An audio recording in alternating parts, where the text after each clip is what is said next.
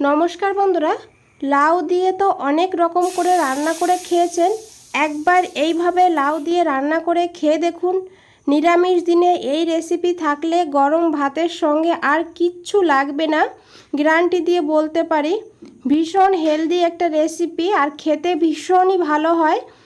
এক থালা ভাত নিমেষেই খাওয়া হয়ে যাবে এই রেসিপি থাকলে। তো চলুন ঝটপট করে দেখে নিয়ে যাক কী করে বানিয়েছি। প্রথমেই বন্ধুরা এখানে আমি একটা লাউ নিয়েছি।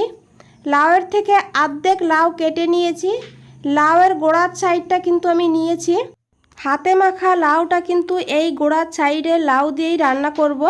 তো দেখুন লাউটার খোসাটা ছাড়িয়ে তারপরে লাউটাকে কেটে নিতে হবে। তো এইভাবে আমি খুব বেশি বড় করেও কাটবো না, আবার খুব বেশি ছোট করেও কাটবো না। আর এইভাবে কেটে নেওয়ার পর লাউটাকে খুব ভালো করে ধুয়ে নিয়েছি। তো আমি একটু দেখিয়ে দিই বন্ধুরা কিভাবে লাউটাকে কেটে নিয়েছি।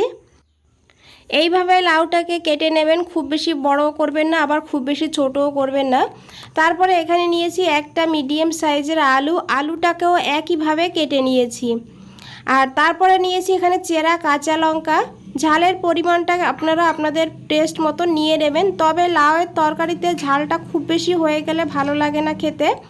দিয়েছি একটা টমেটো কুচি, আর তারপরে দিয়েছি এখানে পরিমাণ মতন লবণ। এই রেসিপিতে যতটা লবণের প্রয়োজন আমি কিন্তু এখানে দিয়েছি এখানে হাফ চামচ হলুদের গুঁড়ো। আর তারপরে এখানে দিয়ে দিতে হবে 1/4 চামচ জিরের গুঁড়ো। আর তারপরে দিতে হবে 1/4 চামচ ধনিয়ার গুঁড়ো। মশলার পরিমাণটা খুবই কম দিতে হবে। আর তারপরে এখানে দিয়ে দিতে হবে হাফ চামচ কাসুরি মেথি দিলে খুব ভালো টেস্ট আসবে, যেহেতু নিরামিষ রান্না হচ্ছে। তারপরে দিয়েছি এখানে 1 চামচ সর্ষের তেলটা দিয়ে এখন এই লাউটাকে হাত দিয়ে খুব ভালো করে মেখে নিতে হবে। তো দেখুন বন্ধুরা, এইভাবে খুব ভালো করে চেপে চেপে লাউটাকে মাখতে হবে। আমি একবার অনুরোধ করব এইভাবে লাউটা রান্না করে খেয়ে দেখুন, দারুণ হয় খেতে। গরম ভাতে আর কিচ্ছু লাগবে না এই রেসিপি থাকলে। তো দেখুন টমেটোগুলো কিন্তু খুব ভালো করে এইভাবে হাত দিয়ে মেখে নিতে হবে। আর এইভাবে মাখতে মাখতে দেখুন খুব সুন্দর এখানে মাখা হয়েছে, আর সমস্ত মশলা কিন্তু লাউ আলুর গায়ে লেগে গিয়েছে। আর এখানে খুব সুন্দর গন্ধও বেরিয়েছে। এখন ঢাকা দিয়ে 10 মিনিটের জন্য রেস্টে রেখে দেব। এইদিকে আমি বাকি লাউটা নিয়ে নিয়েছি। এখন খোসাটাকে ছাড়িয়ে এইভাবে লাউটাকে কেটে নিতে হবে। আপনারা কিন্তু এখানে চৌকোভাবেও কেটে নিতে পারেন, তবে এইভাবে একটু বড় করে কাটবেন, একদম ছোট ছোট করে লাউটাকে কাটবেন না।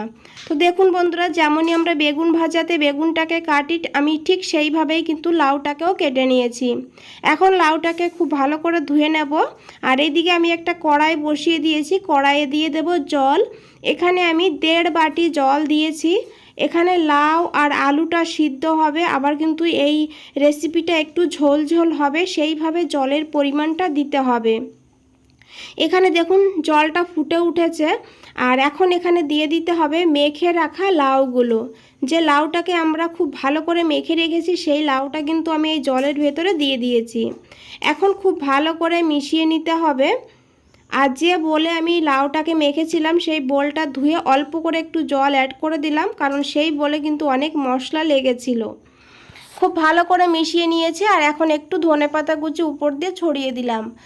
ধনের পাতা হাতের কাছে থাকলেও অবশ্যই দিয়ে দেবেন, এই রেসিপিতে ধনের পাতার ফ্লেভারটা খুব ভালো হবে। তারপরে এইভাবে ঢাকা দিয়ে এটাকে রান্না করতে হবে যত সময় না সবজিগুলো সিদ্ধ হয়ে যাচ্ছে। এখানে রান্না হতে হতে আমি যে বাকি লাউটাকে বড় বড় করে কেটে নিয়েছি সেই লাউটা কিন্তু ধুয়ে দিয়েছি পরিমাণ মতন লবণ লাউয়ের। আর তারপরে দিয়েছি অল্প করে হলুদের গুঁড়ো, অল্প করে দিয়েছি এখানে লাল লঙ্কার গুঁড়ো। এখন হাত দিয়ে খুব ভালো করে এইভাবে মেখে নিতে হবে। একটা একটা লাউ ধরে এইভাবে মেখে নেবেন, যেন সমস্ত লাউয়ের গায়ে হলুদ লবণ আর লঙ্কার গুঁড়োটা লেগে যায়। তো দেখুন বন্ধুরা, এইভাবে খুব ভালো করে মেখে নেওয়ার পর সঙ্গে সঙ্গে কিন্তু লাউটাকে ভেজে নিতে হবে। এই লাউটাকে কিন্তু আর রেস্টে রাখা যাবে না। রেস্টে রাখলে লাউয়ের থেকে জল বেরিয়ে যাবে, তখন কিন্তু ভাজতে অসুবিধা হবে। এখানে আমি একটা প্যানে 1 চামচ সর্ষের তেল গরম করে নিয়ে তারপরে লাউটাকে দিয়ে দেব। তো এইভাবে একটা একটা করে লাউ দিয়ে দিতে হবে। আর যতটা লাউ আমি কেটে নিয়েছি পুরো লাউটাই কিন্তু আমি এখানে দিয়ে দিচ্ছি। আপনাদের যদি বেশি হয় লাউয়ের পরিমাণ তাহলে 2বারও ভেজে নিতে পারেন, কোনো অসুবিধা হবে না। তো দেখুন গ্যাসের ফ্লেমটা এখন মিডিয়াম টু লোতে রেখে লাউটাকে ভেজে নেবেন। হালকা কালার হয়ে গেলে তখন কিন্তু এই লাউটাকে উল্টে দিতে হবে। এইভাবে অপর সাইডটাও ভেজে নিতে হবে। এদিকে দেখুন প্রায় 8 মিনিট হয়ে গিয়েছে, ঢাকনাটা খুলে নিয়েছি, দেখি সবজিগুলো সিদ্ধ হয়েছে কিনা। তো খুব ভালো করে প্রথমে একবার মিশিয়ে নিতে হবে। আর আমি একটু দেখিয়ে দেবো বন্ধুরা, এখানে কিন্তু আলু লাউ খুব ভালোভাবে সিদ্ধ হয়ে গিয়েছে। দেখুন খুব সুন্দরভাবে কিন্তু সবজিগুলো এখানে সিদ্ধ হয়েছে। তো এইভাবেই সবজিগুলোকে খুব ভালো করে সিদ্ধ করে নিতে হবে। আর ঝোলের পরিমাণটা কিন্তু একদম ঠিক আছে।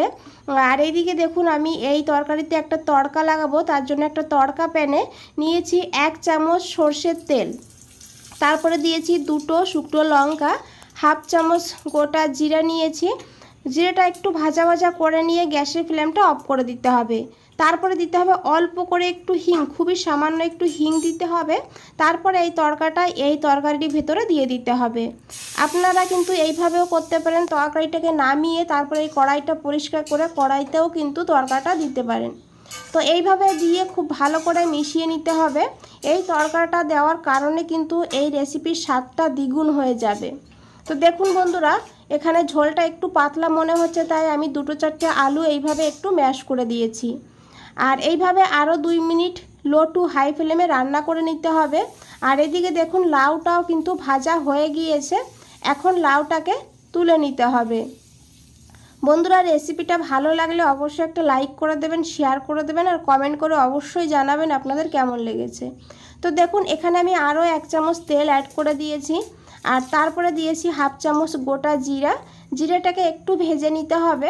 আর গ্যাসের ফ্লেমটা অবশ্যই এই সময় লোতে রাখবেন। তারপরে দিয়েছি এখানে একটা টমেটো কুচি, টমেটোটাকেও একটু ভেজে নিতে হবে। তারপরে দিয়ে দিতে হবে এখানে পরিমাণ মতন লবণ। এই সময় লবণ দিলে তাহলে কিন্তু টমেটো খুব তাড়াতাড়ি নরম হয়ে যাবে। আর লাউটা ভাজার সময় আমরা লবণ দিয়েছিলাম, সেটা খেয়াল রেখেই লবণটা দিতে হবে। লবণটা দিয়ে খুব ভালো করে মিশিয়ে নিয়ে দিয়ে দিতে হবে কাঁচা লঙ্কা কুচি। কাঁচা লঙ্কার পরিমাণটা এখানে কিন্তু আপনারা বাড়িয়ে কমিয়ে নিতে পারেন। আমি এখানে 2টো কাঁচা লঙ্কা নিয়েছি।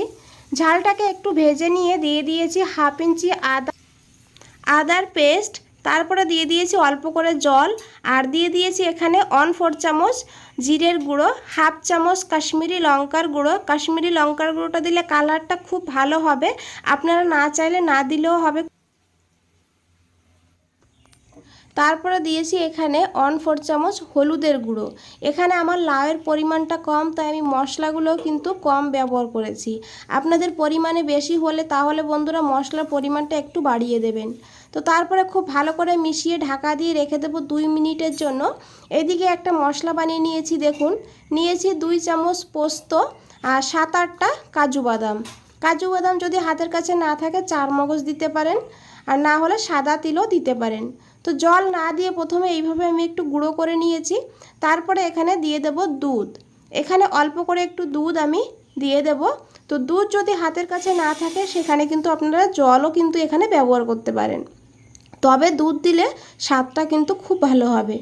দুধটা দিয়ে একদম মিহি করে পেস্ট করে নিতে হবে। আর এদিকে দেখুন মশলাটাও কিন্তু খুব সুন্দরভাবে কষানো হয়েছে, আর টমেটোগুলো একদম নরম হয়ে গিয়েছে। এখন দিয়ে দেবো এখানে চিনি, অল্প করে একটু। চিনিটা দিলে টেস্টটা ব্যালেন্স হবে, তো অবশ্যই চিনিটা এখানে দেওয়ার চেষ্টা করবেন যদি ভালো লাগে। তারপরে এখানে দিয়ে দেবো এখন এই মশলাটাকেও 1 থেকে 1.5 মিনিট মতন ভেজে নিতে হবে।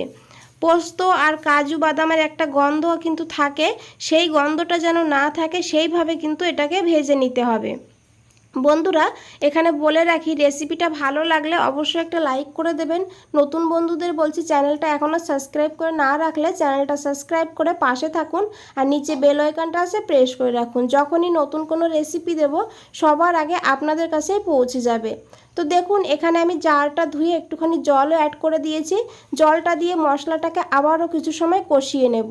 তো এইভাবে কষাতে কষাতে দেখবেন মশলার উপরে একদম তেল ভেসে উঠেছে, তখন এখানে দিয়ে দেবেন ভেজে রাখা লাউগুলো। লাউটাকে দিয়ে এখন খুব ভালো করে মিশিয়ে নিতে হবে মশলার সঙ্গে। আর এইভাবে মিশিয়ে ঢাকা দিয়ে রাখতে হবে 2 মিনিটের জন্য লো ফ্লেমে।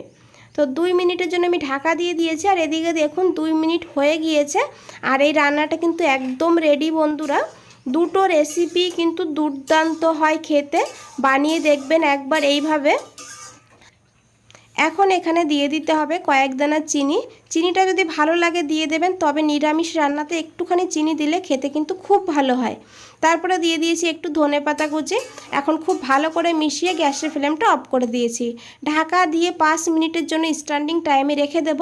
5 মিনিট পর আমি দেখিয়ে দিচ্ছি বন্ধুরা, দেখুন কতটা লোভনীয় লাগছে।